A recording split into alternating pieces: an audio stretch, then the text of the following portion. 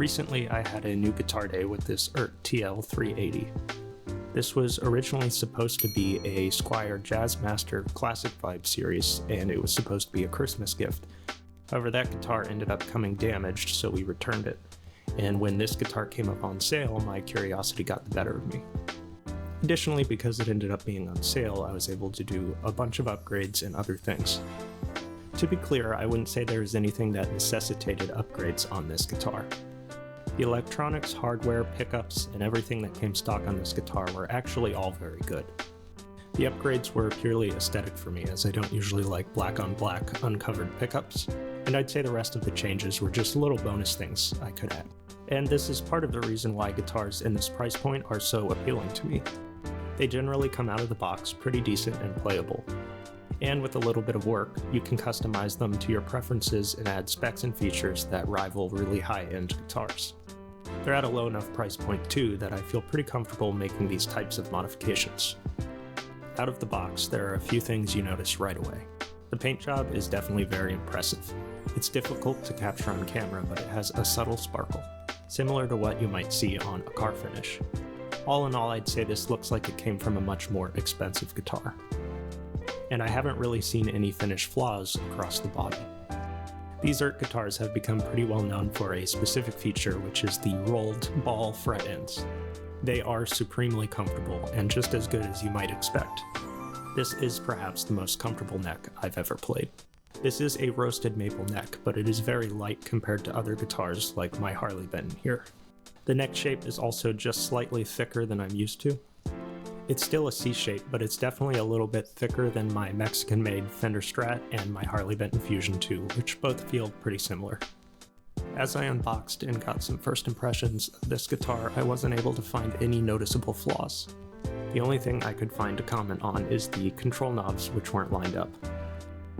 Another thing that's immediately noticeable is the tuning keys. These aren't staggered or locking, but they have a really interesting rounded shape, and they feel great to use. They were very stable and presented no tuning issues. I was very impressed with this guitar out of the box, and in general it was full of little surprises, like the truss rod adjustment tool, which had a matching tip to the tremolo arm. This guitar was perfectly playable out of the box with no issues, but I did end up doing a very minor truss rod adjustment to match my personal preference.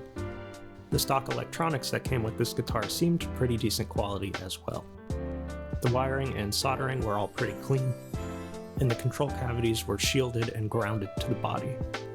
Now we're going to get into some of the upgrades I did to this guitar. And again, I want to be very clear, this guitar out of the box is perfectly acceptable and perfectly playable. A lot of these upgrades I did were personal preference, aesthetic choices. I changed out the pickups for these gold foil humbuckers from GFS.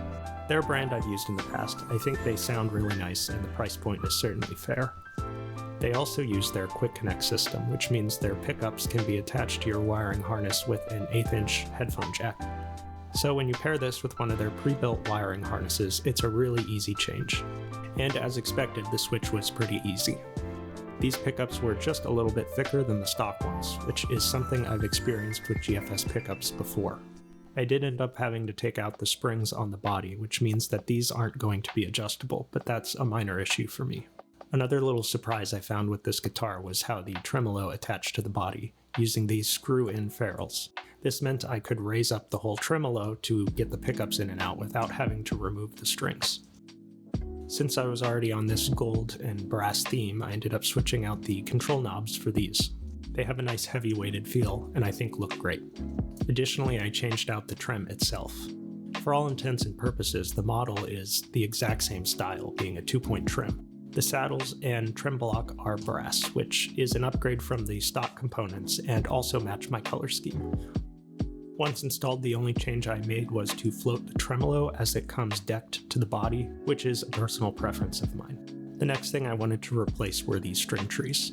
My original plan was to use these roller trees, which I have installed on multiple of my other guitars. However, because this guitar uses 2 string trees and required one to be lower, I ended up having to switch to these. There are multiple different ways you could solve this problem, like using staggered tuners and eliminating the need for that second string tree at all, but the tuners I ended up using weren't staggered, so this was my solution. The string trees that were on this originally were designed pretty cleverly with a little bump out so the strings didn't bind. And like everything else, this upgrade was more for aesthetic purposes. My next upgrade were tuners. I settled on these vintage style locking tuners because I like the look and I also enjoy locking tuners for string changes. These took a little more work as the tuners are designed for a smaller hole than was originally on this guitar. This was pretty easily solved, however, with adapter bushings.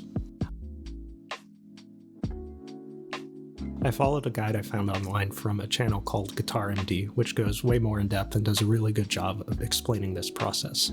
Overall, the end result is something that I think complements the somewhat polarizing headstock design. Overall, I ended up with an instrument that I think is really versatile. From crunchy rock-style riffs,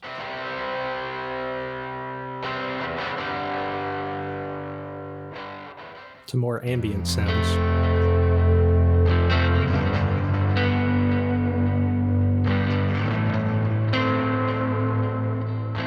and even use of single coils.